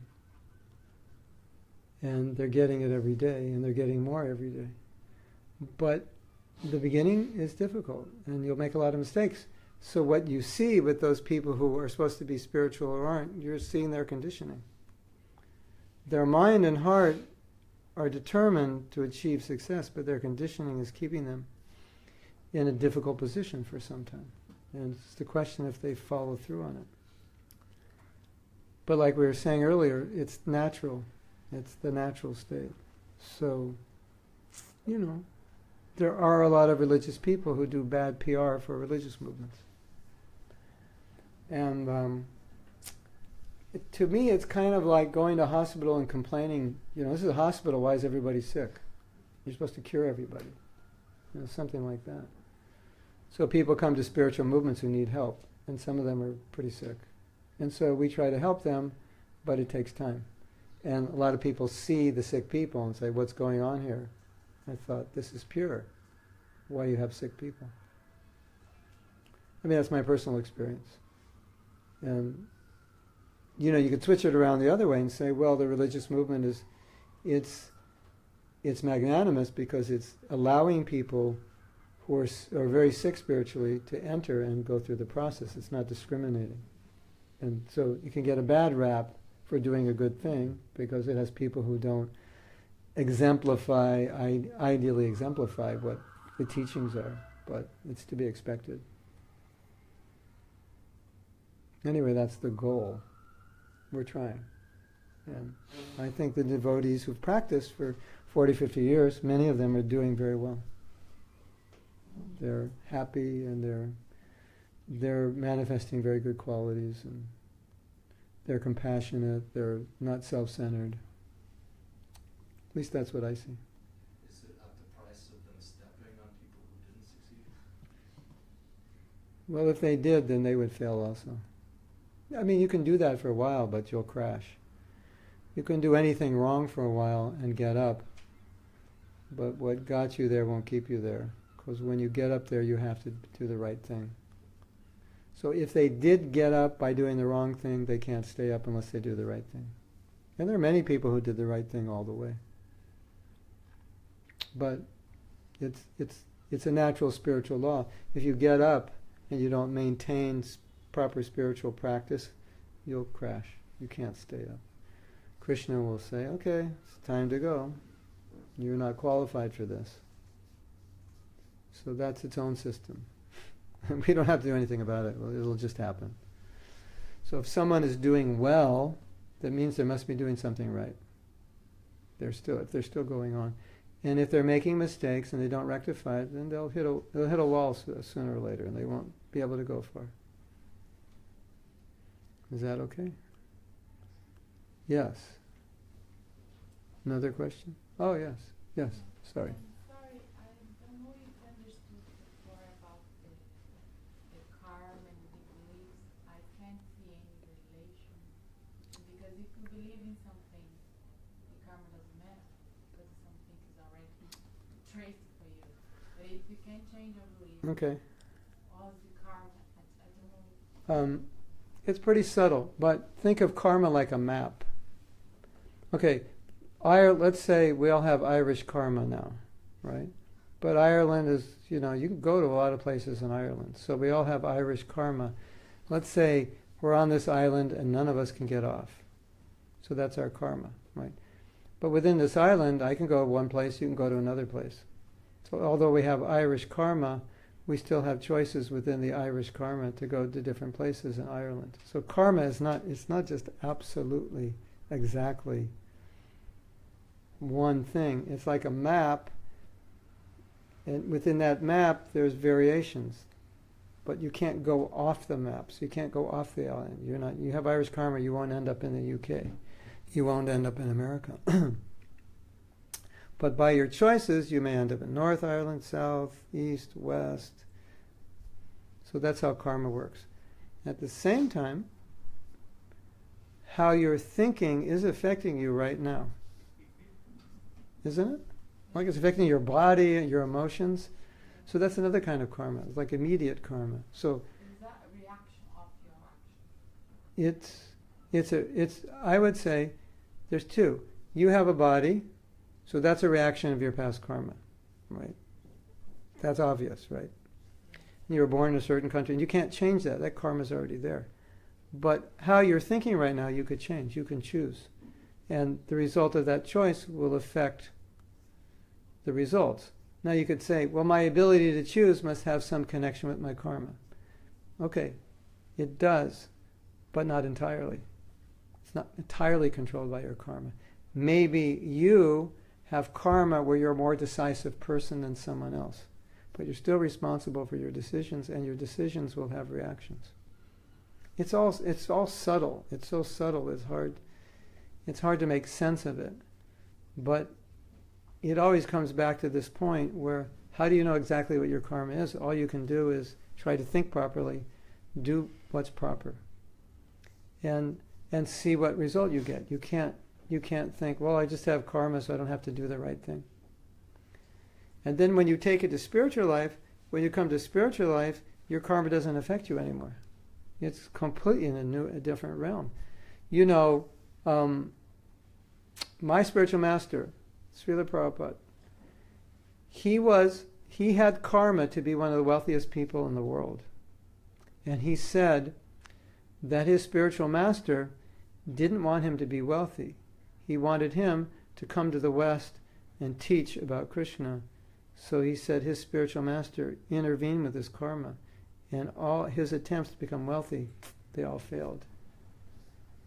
Because if he were wealthy like that, he never would have given that up and come to the West. So it can work this way or that way. Or he also said someone who doesn't have the karma for fame or prosperity, they can become a great spiritual leader and become extremely wealthy and famous. But it's not under their karma anymore. It's in a different realm. It's now God's doing it. So if you come to spiritual life, then your karma even has less effect. There's more possibilities open. then it really becomes more interesting because you really don't know what will happen. Yeah, just because I'm not like I didn't study about karma at all. I came from religion based. Yeah. It's kind of a new thing to me. Yeah. When I start to practice yoga and have some relationship related to this, someone say to me kind of, you come this word, you choose, but you kind of come to illuminate yourself. Can't come to? Illuminate yourself to achieve a spiritual side. But because you don't achieve this, you're still coming back. You're still reborn. And every time you don't do, you have to do Yeah. back. And you have the choice. Yeah. So you know why you're here. Think of this world like a magnet. But think of this world like a store. Like a store you keep going back to because you want things in the store. This world, we keep coming back and taking bodies because they're things we want. When you achieve a stage of perfection, you won't want anything in this world. So you won't want to come back to the store. And then you go to God. Because that's what you'll want. So you see, the body is very interesting. Imagine you didn't have a body. You just I just went poof. And your body just we hung it up in the closet and here you are. And we say, okay, it's time to eat. And you're like, I can't eat, I don't have a body. Or I'm showing everybody a picture. So I can't see the picture, I don't have a body. So how do we enjoy this world? With a tongue, a nose, eyes, ears, and sense of touch. With our senses, right? So God gives us a body because we have desire. And this is the vehicle to enjoy the things of this world. And that's why we came back with another body. And we'll keep having bodies because we want to enjoy things. And when you're in a purified spiritual position, you'll just want to serve God.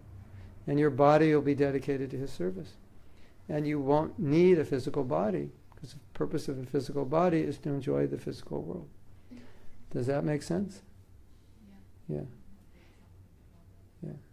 So that's why we have a body. And Buddhists teach the same thing. It's just desire brings you into a body because this is the vehicle to enjoy things. And if you don't have that desire to enjoy, you don't need this vehicle.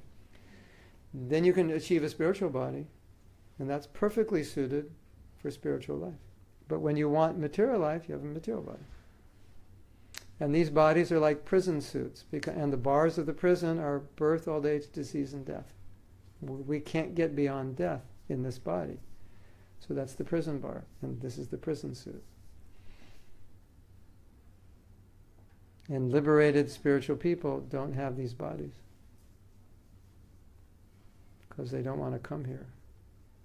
Which is a great advantage of living in Ireland, because if you die in Ireland, you probably won't want to come back and take birth. I've only been here a few days and I'm ready to go. And I was thinking, what a great place to live for spiritual life. It's like cloudy, rainy, cold. You won't want to come back. What's in this world for you?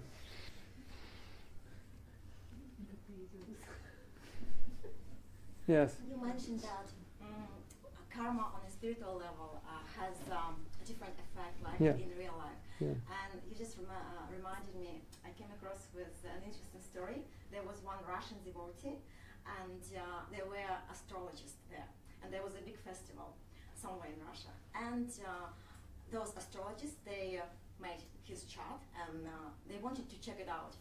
Does it work or not? And in his chart, it said that he's supposed to be treated very badly. Really, it's the worst day of his life, and people will laugh at him. It's just like something like really bad. And at the same time, this devotee, he didn't know much about this, and he was invited to take part in the play that happened at the festival. So, and he used to do he used to play a bad character. And people were laughing at him, and it was really fun. You see how it happened in a very funny way, how wow. Krishna used everything. He got his karma in the drama. In the drama.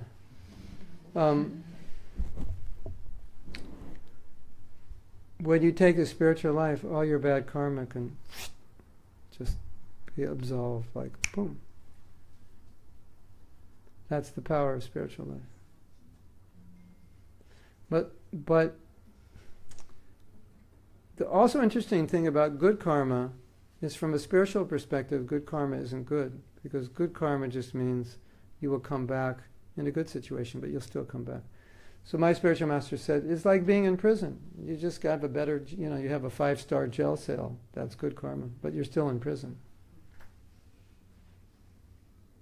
Yes, sir. I know another topic you talk about as well is the guru and the disciple.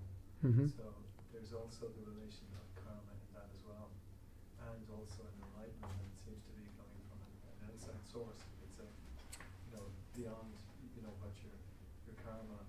Yeah. Not what your beliefs are, but how does that fit in? Well, when a spiritual master accepts a disciple, and the disciple accepts a spiritual master, the karma of that disciple is absolved. And the spiritual master gives the power, what we call Shakti, or the grace, for that disciple to achieve very high levels of spiritual life that they couldn't achieve on their own. So it's a transcendental. It's transcendental, it's beyond karma.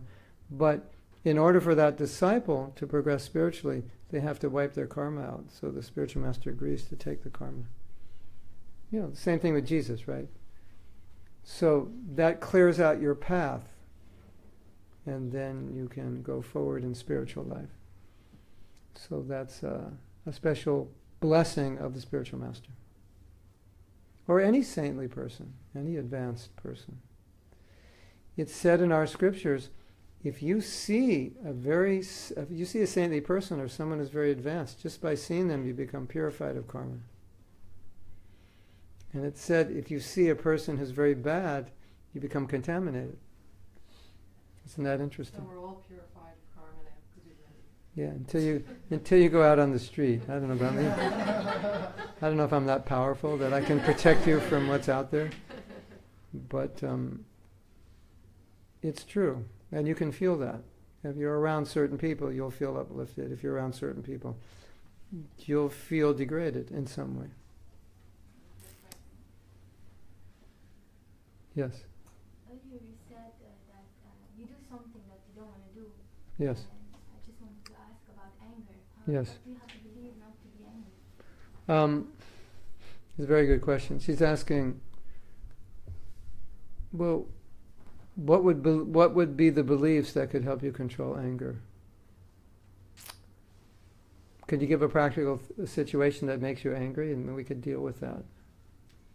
For example, if you make plans, you become frustrated, and the anger comes, and it's kind of Well, the plans that you can't carry out. yes, it's not under your control. Yeah. Okay. Yeah. Okay. So we could say that there was a belief there that I could control it, or that it would work a certain way, right?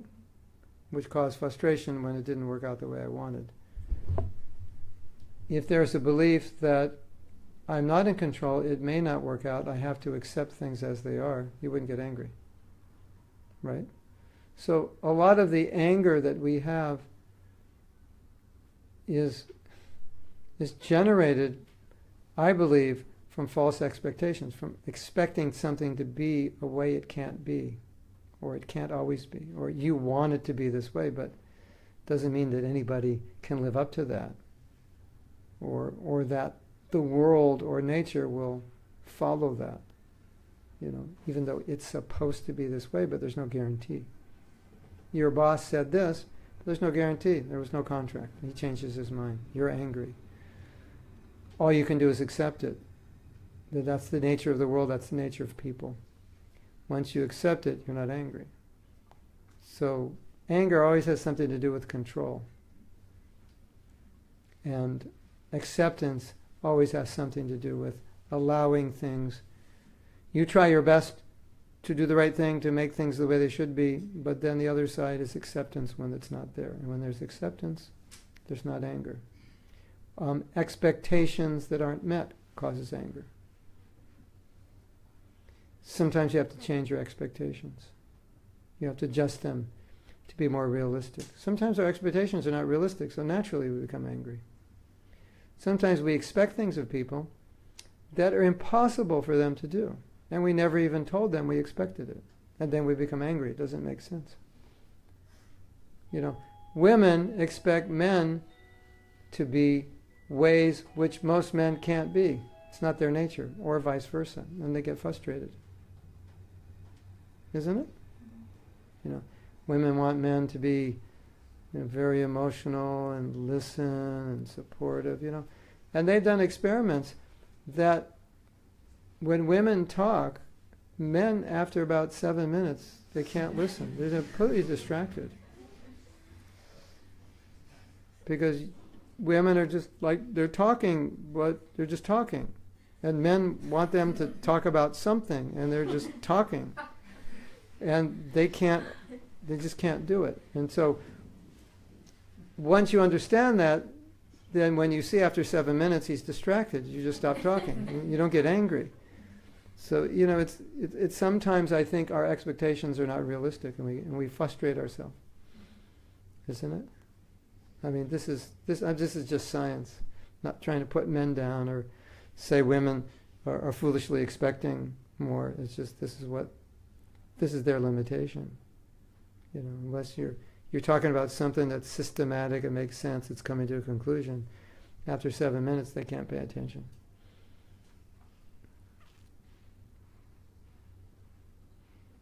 So that's a huge problem. And also, if you're in the mood of service, you expect less and you expect more of yourself. You expect to give more and get less. And that will prevent you from becoming angry. And in the Srimad Bhagavatam, Srila Prabhupada says, by forgiving, you will overcome anger.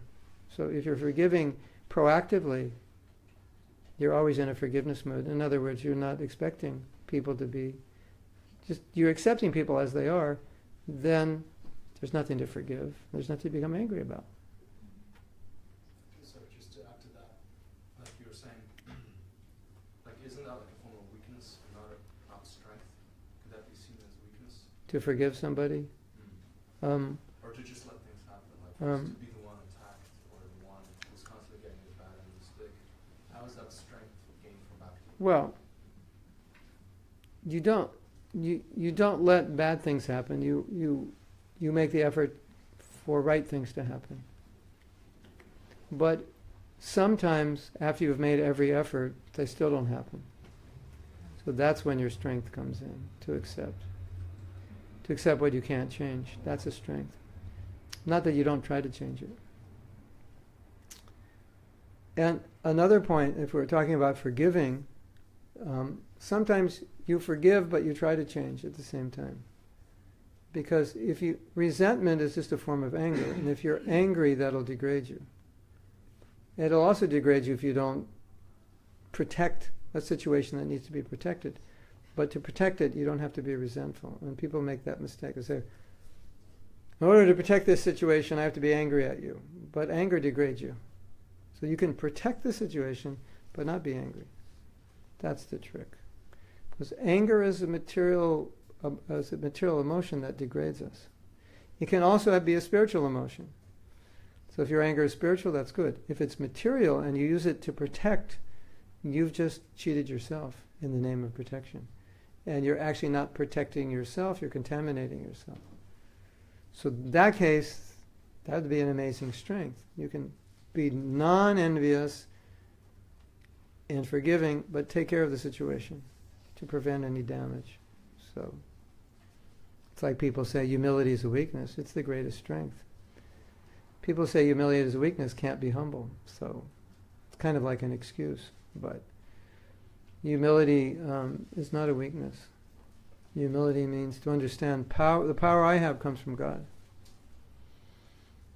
I'm channeling power, and I don't take it as myself. That means humility means no ego. That's strong. No ego, right? Isn't it? So we have to define it within the right context. Then we'll see it as a strength rather than a weakness. Arjuna, he was fighting. And Krishna got Arjuna mad, go fight, don't be a sissy, go out there and fight. So he got Arjuna mad, but that anger wasn't degrading Arjuna. That anger was his service. So he was being angry, he was serving a higher cause. And in not fighting, he was degrading himself.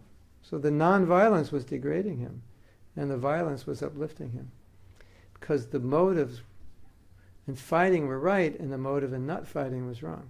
So the external doesn't necessarily indicate the internal. It's so interesting.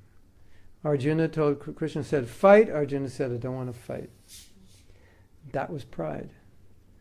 It looked like humility, but it was pride. Because he didn't want to obey God. And then when he fought, he was obeying God, and it looked like anything but humility, and it was humility, because he was following the instruction. That's the definition of humility. To follow God's instruction, you're humble, even if you're fighting. And to not follow it, you're not humble, even if you're not fighting. Isn't that interesting? You like that? Yes, Emilia, and then you. Yes. Or you can go first. Yeah, you can go first. Actually, my question is, I'm never happy, I'm never satisfied with whatever I do. Okay. Usually I used to plan initially I was not a very good student in my school. Mm-hmm. I thought if I become a topper, if I achieve, then I'll be happy. Yes. I finally became a university topper, but I was not happy. Yes. And then I thought I was having too much of weight, I was overweight. Then I thought if I lose my weight, I'll be happy. Yes. I was not happy. Yes. I lost, but I was not happy. And then I thought if I do some higher studies, I'll be happy. I finished my PhD, but still I'm not happy. Yes. And then my happiness is it's changing. I'm not satisfied. I'm not happy. Yes. Even after achieving whatever I have planned for. Yes. So, is it good or is it bad? It's excellent. That was my life story. Your story is my life story, and probably the life story of most people here. I'll tell you a funny story. In the second chapter of Bhagavad Gita, Arjuna, he's talking to Krishna. And it's a little bit like what you're saying, in a different way, but in his own way. We should do this. We shouldn't do that. I don't want to fight for these reasons. It's not good. Why you ask me to fight? This is immoral. And then he talked himself into a state of depression. He talked himself into a wall, and then he crashed. And then he said, I give up. I don't know what to do. He talked himself into confusion because all his arguments didn't satisfy him. So it's like you're saying, I'm doing this and that. It's not satisfying me. All his arguments didn't satisfy them. And then he said, okay, Krishna, I give up. Tell me what to do. And that was the beginning where Krishna instructed him. So until he came to that point, he wasn't open to the instruction. So you've come to this point, and you're like Arjuna. I don't know what to do. What should I do now? You're at that point. So there's a funny story. There was a young man, he was in his 30s, and he wanted to renounce family, take sannyas. For those of you who don't know, sannyas is like a vow of lifelong celibacy. So he went to my spiritual master and said, can I take sannyas? And he said, but what does your wife say? He says, oh, she's fine. So Prabhupada says, okay, you can take sannyas, we'll do the ceremony in a few days. So, the women here get the information and they go tell his wife. He never asked his wife. Or maybe he made an assumption from some conversation they once had. And so she found out, and immediately she got on the train and came to see Prabhupada to complain. How is it that you gave my husband sannyas? She was so upset.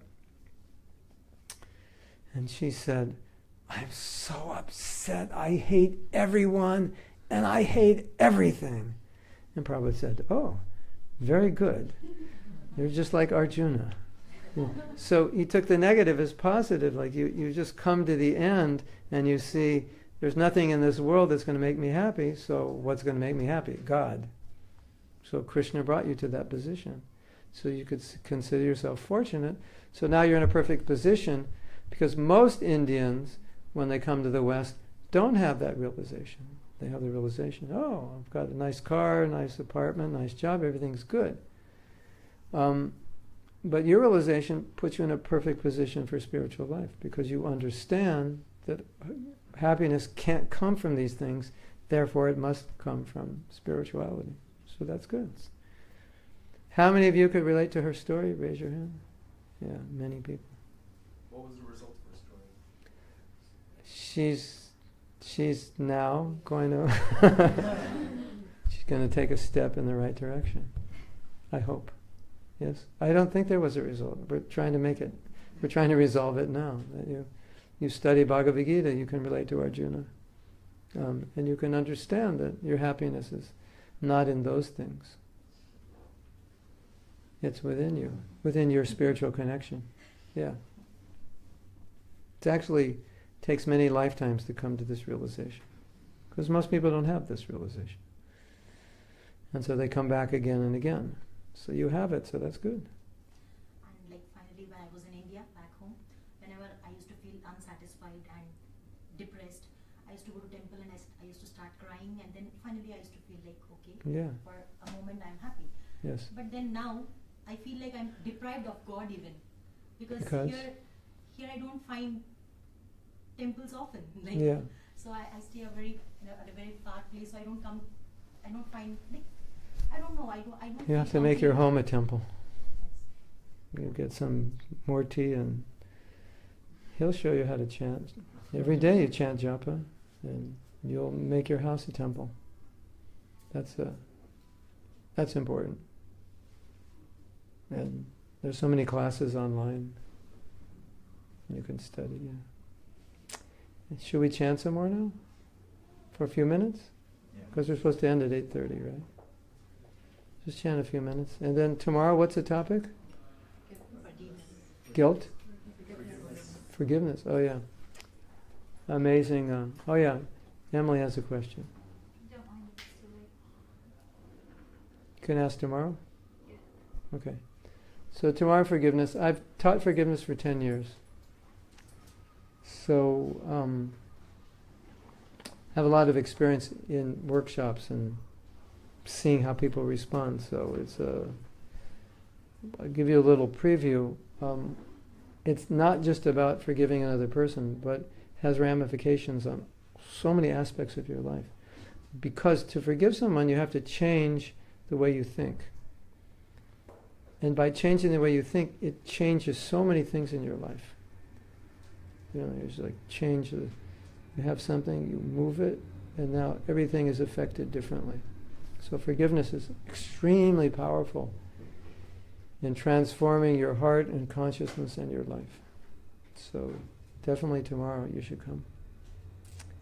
And we also have CDs of my workshops somewhere. Where are they? Right outside the door here? They'll be right outside the door. And we also have music CDs. So if you like any, you can get them from my daughter for the low, low price of 10 euros. Thank you very much. So we'll do a little chanting again.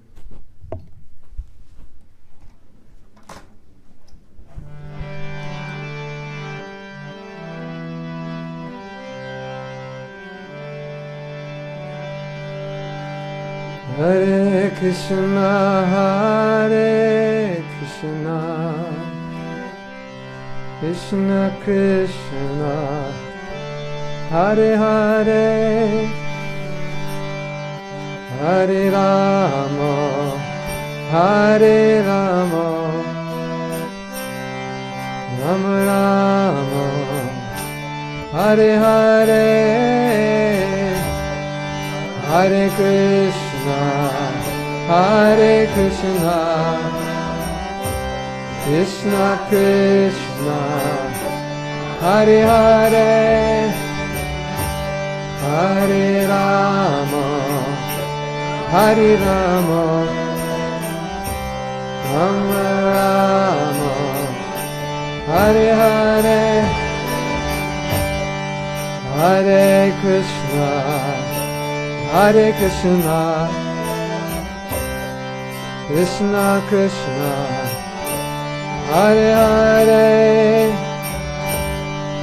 Hare Rama, Hare Rama, Rama Rama, Hare Hare, Hare Krishna, Hare Krishna, Krishna Krishna, Hare Hare, Hare Rama, Hare Rama, Rama Rama, Hare Hare, Hare Krishna, Hare Krishna, Krishna Krishna, Hare Hare, Hare Rama, Hare Rama, Rama Rama, Hare Hare, Hare Krishna, Hare Krishna, Krishna Krishna, Hare Hare, Hare Rama, Hare Rama,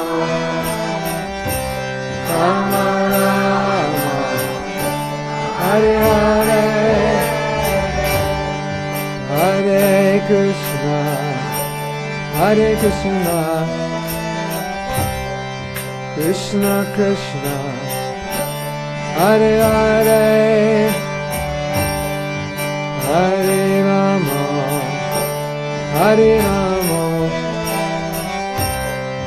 Rama Rama, Hare Hare,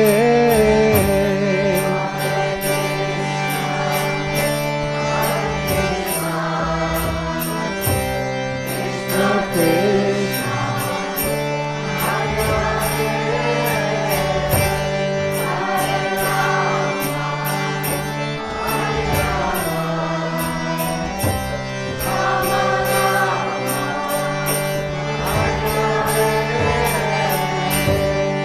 Hare Krishna, Hare Krishna,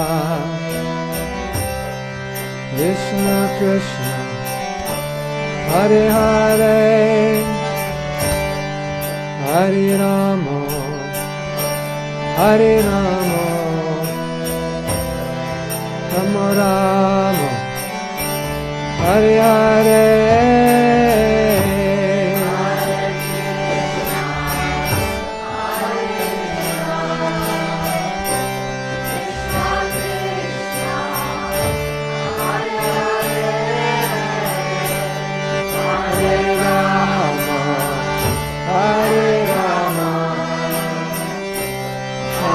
Haribo, Haribo.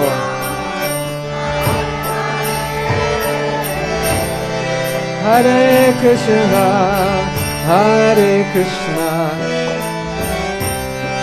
Krishna Krishna, Hare Hare, Hare Rama, Hare Rama, Rama Rama, Hare Hare,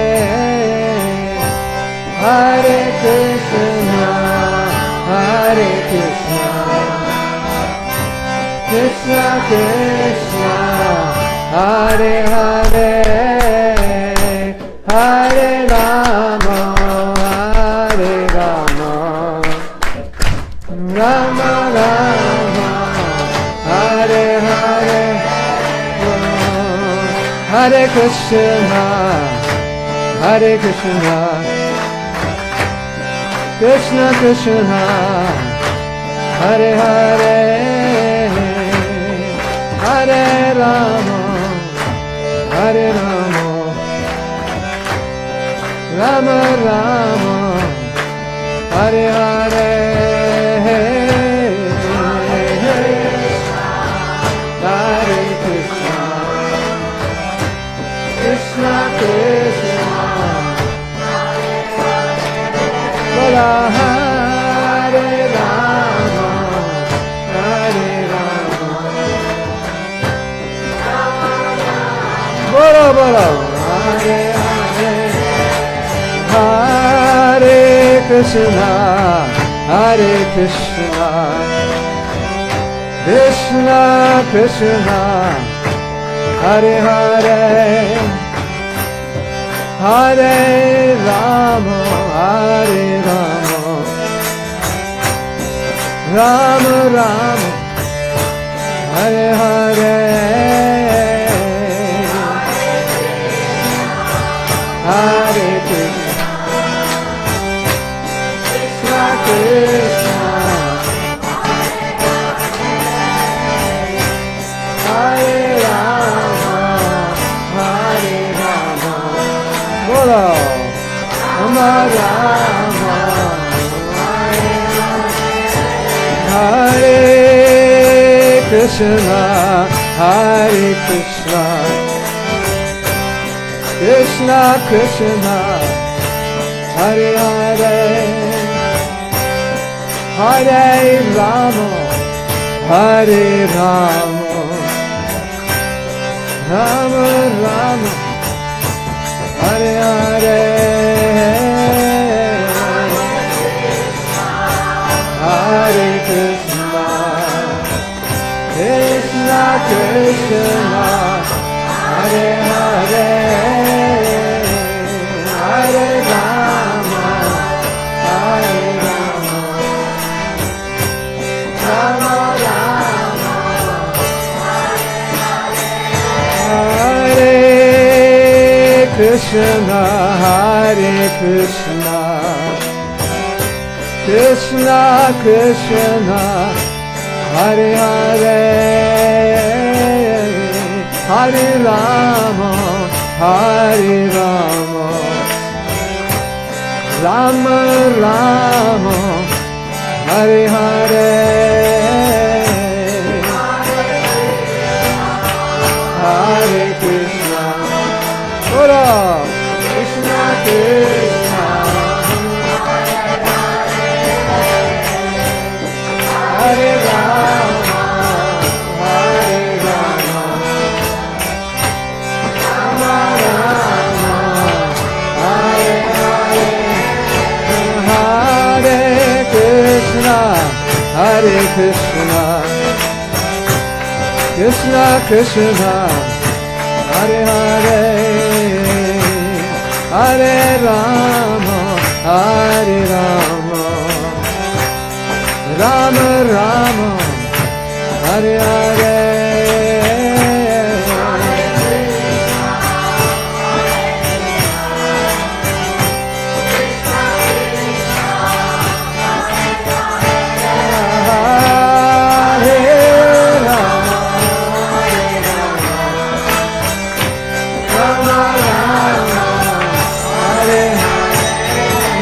Hare Krishna, Hare Krishna, Krishna Krishna, Hare Hare, Hare Ram, Hare Ram, Ram Ram, Hare Hare, Hare Krishna, Hare Krishna, Krishna Krishna, Hare Hare, Hare Ram, Hare Ram, Ram Ram, Hare Krishna, Hare Krishna, Krishna Krishna, Hare Hare, Hare Ram, Hare Ram, Ram Ram, Hare Hare.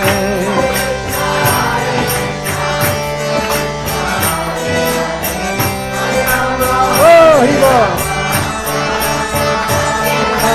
Hare Krishna, Hare Krishna, Krishna Krishna, Hare Hare, Hare Ram, Hare Ram, Ram Ram, Hare Hare.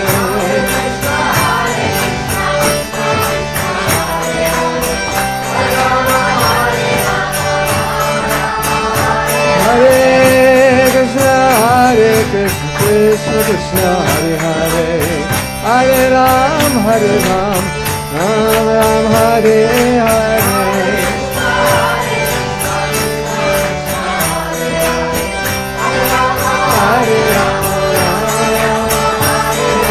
Hare Krishna, Hare Krishna, Krishna Krishna, Hare Hare, Hare Rama, Hare Rama, Rama Rama, Hare Hare,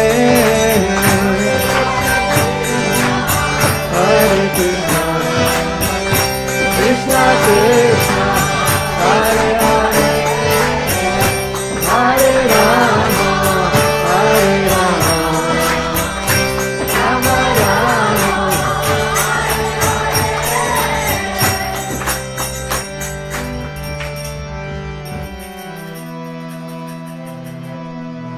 Sai Go Premanande Hari Hari Bol.